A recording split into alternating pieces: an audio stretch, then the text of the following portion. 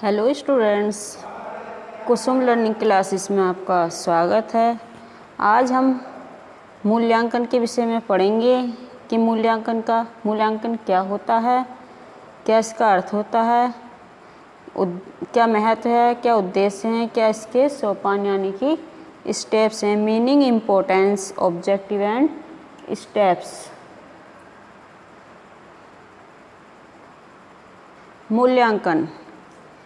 मूल्यांकन का अर्थ है मूल्य का अंकन करना, यानी कि दूसरे शब्दों में कहा जा सकता है कि मूल्यांकन मूल्य निर्धारण की एक प्रक्रिया है। मूल्यांकन की प्रक्रिया मापन की अपेक्षा अधिक व्यापक होती है, क्योंकि मापन क्या होता है, एक सारांश होता है, जबकि मूल्यांकन एक उसका विस्तृत रूप होता है। मापन के अंतर्गत किसी व्यक्ति अथवा वस्तु के गुणों अथवा विशेषताओं का वर्णन मात्र ही किया जाता है, जबकि मूल्यांकन के अंतर्गत उस व्यक्ति अथवा वस्तु के गुणों अथवा विशेषताओं की वांछिता पर दृष्टि डाली जाती है। अतः मापन वास्तव में मूल्यांकन का एक अंग मात्र है, जबकि मूल्यांकन एक ऐसा कार्य अथवा प्रक्रिया है जिससे मापन से प्राप्त परिणामों की वांछनीयता का निर्णय किया जाता है तथा मापन वास्तव में स्थिति निर्धारण करता है, जबकि मूल्यांकन उस स्थिति का मूल्यांकन है। यानी कि जो मूल्यांकन होता है वो क्वालिटेटिव होता है और मूल्यांकन जन्म से लेकर मृत्यु तक चलता रहता है।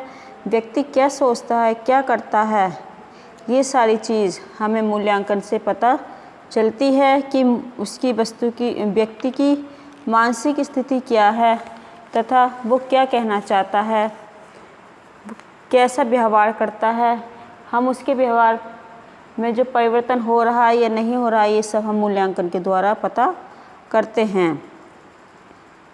जैसे कि H.S. रेमर्स ने एक डेफिनेशन में कहा है कि मूल्यांकन में व्यक्ति अथवा समाज अथवा दोनों की दृष्टि से क्या अच्छा है अथवा क्या वांछनीय है का विचार लक्ष्य निहित रहता है। यानी कि मूल्यांकन से ही व्यक्ति के सर्वांगीण गुणों का पता चलता है। मूल्यांकन से पता चलता है कि व्यक्ति का विकास हो रहा है या नहीं हो रहा है। मूल्यांकन से अभिप्राय है कि छात्र ने किस सीमा तक ज्ञान प्राप्त किया। NCERT के अनुसार मूल्यांकन एक ऐसी सतत व व्यवस्थित प्रक्रिया है जो देखती है कि निर्धारित शैक्षिक उद्देश्यों की प्राप्ति किस सीमा तक हो रही है। यानी कि जो उसने अपने लक्ष्य निर्धारित किए थे, क्या उन लक्ष्यों को व्यक्ति प्राप्त कर रहा है या नहीं कर रहा है, ये सब मूल्यांकन से पता चलता है। सेकंड पॉइंट, कक्षा में दिए गए अधिगम अनुभव कितने प्रभावशाली रहे। यानी कि कक्षा में जो बच्चा पढ़ने के लिए आता है, विद्यार्थी पढ़ने के लिए आता है, वो क्या सीखता है, उसने जितने अनुभव प्राप्त किए, क्या उन पर उसका कोई प्रभाव पड़ा, नहीं पड़ा, उसने टीचर्स के द्वारा जो बताई गई बातें थी, उनके जो एक्सपीरियंस थे, उसने कितने अच्छे से उनको सीखा, ये सब चीज़ का पता हमें मूल्यांकन में लगता है। थर्ड पॉइंट, शिक्षा के लक्ष्य कितने अच्छे ढंग से पूर्ण हो रहे हैं। यानी कि व्यक्ति ने जो अपने लक्ष्य निर्धारित किए हैं वो कितने अच्छे ढंग से उन लक्ष्यों को पूरा कर रहा है या नहीं कर रहा है, उसका सर्वांगीण विकास हो रहा है या नहीं हो रहा है, ये सब मूल्यांकन के द्वारा पता चलता है। इस प्रकार मूल्यांकन बच्चे के संपूर्ण व्यक्तित्व व अधिगम प्रक्रिया का होता है। यानी कि व्यक्ति जन्म से लेकर मृत्यु तक क्या क्या करता है, वो सारी चीज़ें मूल्यांकन के अंतर्गत आती हैं। मूल्यांकन समस्त अंगों का, अधिगम प्रक्रिया के समस्त अंगों का मूल्यांकन समाहित है। अब आते हैं मूल्यांकन के उद्देश्य। मूल्यांकन के क्या क्या उद्देश्य होते हैं। वैसे तो आप समझ गए होंगे कि मूल्यांकन क्या होता है, क्या उद्देश्य होते हैं, लेकिन फिर भी इसके कुछ उद्देश्य हैं जो इस प्रकार हैं। छात्रों की वृद्धि तथा विकास में सहायता करना, छात्रों द्वारा अर्जित ज्ञान को जांचना, यानी कि छात्र ने जो ज्ञान प्राप्त किया है वो सही ज्ञान प्राप्त कर रहे हैं या नहीं कर रहे हैं, इस चीज़ का पता लगाना मूल्यांकन के द्वारा ही संभव है। छात्रों की वृद्धि व विकास में आए अवरोधों को जानना, यानी कि व्यक्ति के जो छात्रों के लक्ष्य हैं वो अपने लक्ष्यों में किन किन चीज़ों को रुकावट को महसूस करता है, क्या क्या उनकी समस्याएं हैं, उन समस्याओं को मूल्यांकन के द्वारा दूर किया जा सकता है। 4th पॉइंट, छात्रों की शैक्षिक प्रगति में बाधक तत्व की जानकारी लेना, यानी कि बच्चे की जो शैक्षिक प्रगति है, जो वो एजुकेशन ग्रहण कर रहा है, उसमें कौन कौन से बाधक तत्व आ रहे हैं, इन सब की जानकारी हमें मूल्यांकन के द्वारा लगती है। 5th पॉइंट, छात्रों की व्यक्तिगत विभिन्नता को जानना, यानी कि जो बच्चों में इंडिविजुअल डिफरेंसेस होती हैं वो सब चीज़ हमें मूल्यांकन के द्वारा पता चलती हैं। किसी में सुनने की कमी होती है, किसी को लिखने की कमी होती है, कोई कम देखता है, किसी को बोलने में प्रॉब्लम होती है, यानी कि सब चीज़ की जो भिन्नताएं होती हैं व्यक्तिगत, वो हमें मूल्यांकन के द्वारा पता चल जाती हैं। 6 पॉइंट, शिक्षण प्रभावशीलता को ज्ञात करना, यानी कि जो हम टीचिंग कर रहे हैं, हम जो स्टूडेंट को पढ़ा रहे हैं, वो बच्चा कितने अच्छे से उसको सीख रहा है, उस पर कोई प्रभाव पड़ रहा है नहीं पड़ रहा है, ये सब चीज़ हमें मूल्यांकन के द्वारा पता चलती हैं। 7 पॉइंट, छात्रों को अधिगम हेतु प्रेरित करना, यानी कि कोई बच्चा पढ़ने में कमज़ोर है, वो सीख नहीं पा रहा है, तो हमें उसे बच्चे को ऐसे मोटिवेट करना चाहिए जिससे कि बच्चा सीखने में वो ज़्यादा अग्रसर हो जाए, यानी कि वो उसमें एक मोटिवेशन उत्पन्न हो जाए और वो पढ़ने में ज़्यादा से ज़्यादा मन लगाने लगे। तो क्या होगा, उससे उसका अधिगम जो सीखने की प्रक्रिया वो अच्छी हो जाएगी और वो एक अच्छा स्टूडेंट बन सकता है। 8 पॉइंट, पाठ्यक्रम में सुधार हेतु आधार तैयार करना, यानी कि हम जो पढ़ा रहे हैं, अगर हमारा पढ़ाया हुआ बच्चों को समझ में नहीं आ रहा है और जो हमारा टीचिंग मेथड है और जो हमने पाठ्यक्रम सिलेबस बनाया है अगर बच्चे के अकॉर्डिंग नहीं है तो हम उसमें सुधार कर सकते हैं। सुधार करके हम उसको दोबारा से तैयार कर सकते हैं जो कि पाठ्यक्रम बच्चों के अनुसार हो। 9 पॉइंट, शिक्षण विधियों तथा सहायक सामग्री की उपयोगिता की जांच करना, यानी कि जो हम टीचिंग मेथड का यूज़ कर रहे हैं, टीचिंग मटेरियल का यूज़ कर रहे हैं, वो बच्चे के योग्य है या नहीं है, इस सब चीज़ की जांच भी मूल्यांकन के द्वारा होती है। 10 पॉइंट, छात्रों की योग्यता आधारित वर्गीकरण करना, यानी कि जब हम बच्चे का मूल्यांकन करते हैं तो बच्चा कितना सीख रहा है, क्या सीख रहा है, क्या नहीं सीख रहा है, क्या समझ में आ रहा है, नहीं आ रहा है। हम समय समय पर उसका टेस्ट लेते रहते हैं और फिर एक एनुअल एग्ज़ाम होता है। एनुअल एग्ज़ाम में उसकी पूरी परफॉर्मेंस देखी जाती है, फिर उसने कितनी परसेंटेज प्राप्त की, उसके बेस पर हम उसके सब्जेक्ट डिसाइड करते हैं कि वो क्या सब्जेक्ट लेने योग्य है या नहीं है, और तब उसका अलग अलग हम उसका वर्गीकरण कर देते हैं। अब आता है मूल्यांकन का महत्व। शिक्षा प्रक्रिया से संबंधित विभिन्न व्यक्तियों, विशेषकर छात्रों, अध्यापकों, अभिभावकों, प्रशासकों तथा समाज के लिए मापन और मूल्यांकन का अत्यंत महत्व है। मापन तथा मूल्यांकन के द्वारा छात्रों को अपनी शैक्षिक प्रगति का ज्ञान होता है।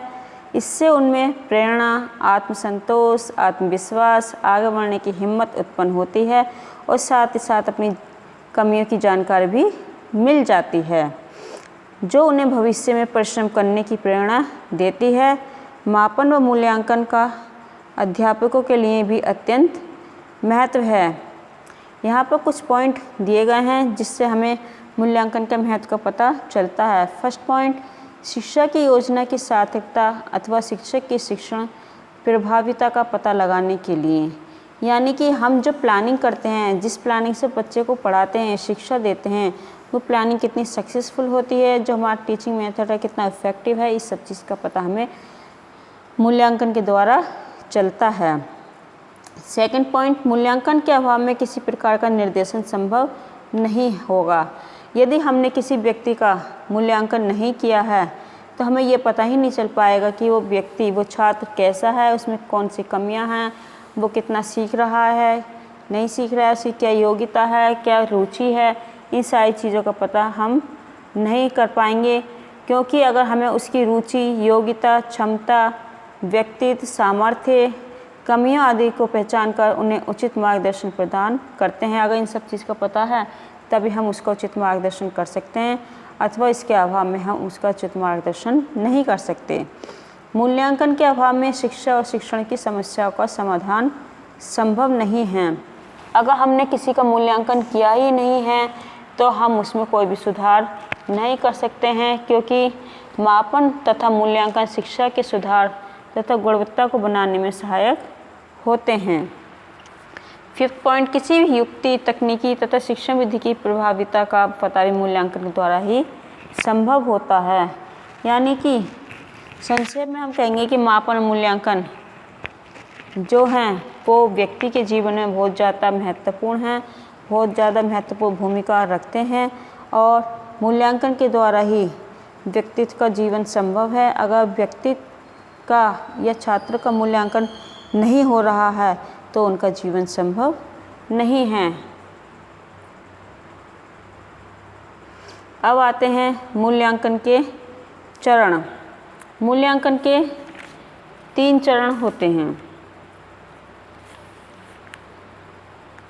शिक्षण के उद्देश्य एवं लक्ष्य, पाठ्यक्रम और सीखने का अनुभव, मूल्यांकन के उपकरण तथा तकनीकी। यानी कि शिक्षण उद्देश्य की प्राप्ति के लिए विद्यालय में विभिन्न अधिगम क्रियाओं का आयोजन किया जाता है।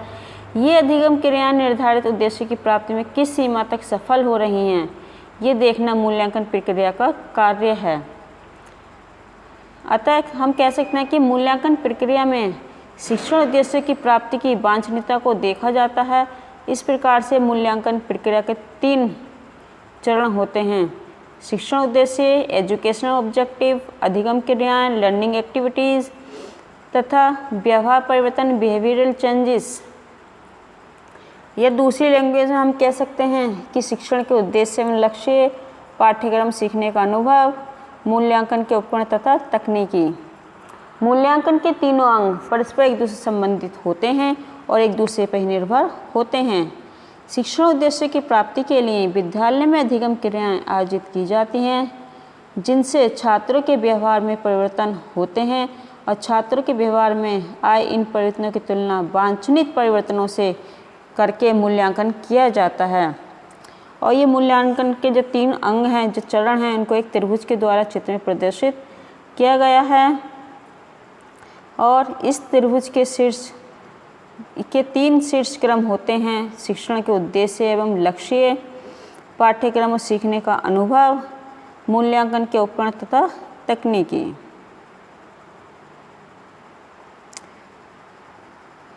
इन तीनों में परस्पर अंतः क्रियात्मक संबंध होता है और जो 3 शीर्ष हैं इनमें भी आपस में घनिष्ठ संबंध होता है।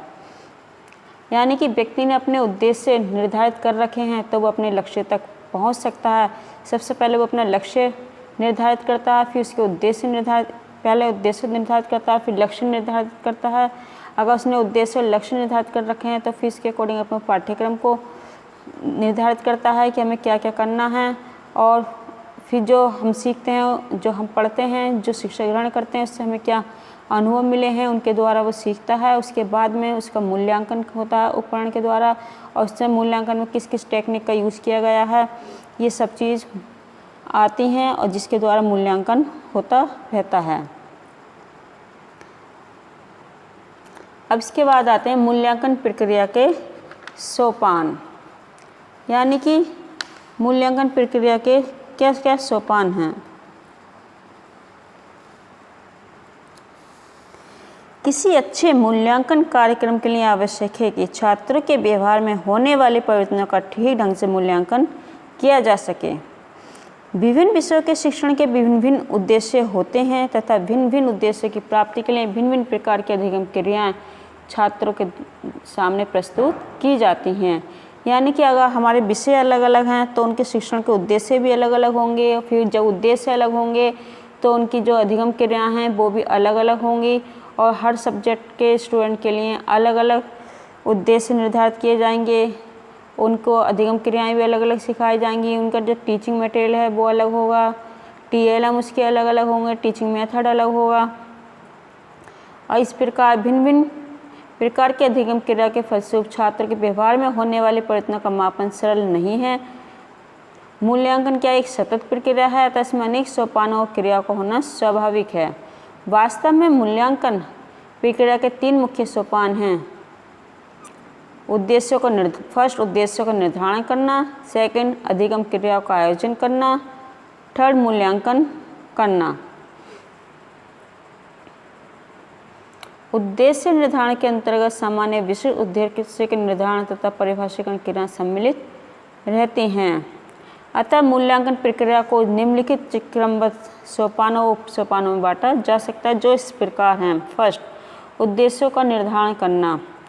सामान्य उद्देश्यों का निर्धारण करना कि बच्चा क्या पढ़ता है, बच्चों को लिखना आता नहीं आता, बच्चे की रुचि किस में है। सेकंड, विशिष्ट उद्देश्यों का निर्धारण तथा परिभाषीकरण, उसके विशेष सब्जेक्टिव संबंधित उद्देश्य होते हैं। सेकंड, अधिगम क्रियाओं का आयोजन करना।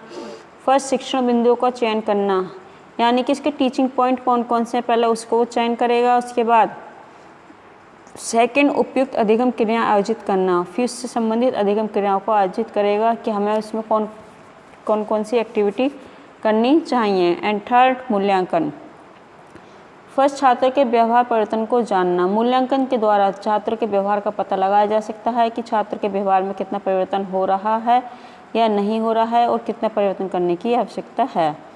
सेकंड पॉइंट, प्राप्त साक्ष्य के आधार पर मूल्यांकन, यानी कि हम जब उसका एडमिशन होता है जब से एंड तक उसका मूल्यांकन करते रहते हैं, और लास्ट में जो एग्ज़ाम होते हैं और उसकी परफॉर्मेंस पूरे साल की क्या रही, इस परफॉर्मेंस के आधार पर हम उसका मूल्यांकन करते हैं कि ये ए ग्रेड का, बी ग्रेड का, सी ग्रेड का, ये इसने कितनी परसेंटेज प्राप्त की है, कितने इसके नंबर आए हैं, इसको अगली क्लास में प्रमोट करना चाहिए नहीं करना चाहिए, ये सब मूल्यांकन के द्वारा ही संभव होता है। एंड थर्ड, परिणामों को पृष्ठ पोषण के रूप में प्रस्तुत करना, और फिर जो उसका रिजल्ट होता है उसके द्वारा उसको फीडबैक दिया जाता है। अगर उसमें कमी होती है तो उसको कमी बताई जाती है, कमी बताने के बाद में फिर उसमें सुधार किया जाता है और बताया जाता है कि इसमें क्या क्या सुधार करना चाहिए जिससे कि इस कमियों को दूर किया जा सके। आज की इस वीडियो में हम इतना ही, अगला हम नेक्स्ट वीडियो में पढ़ेंगे। धन्यवाद।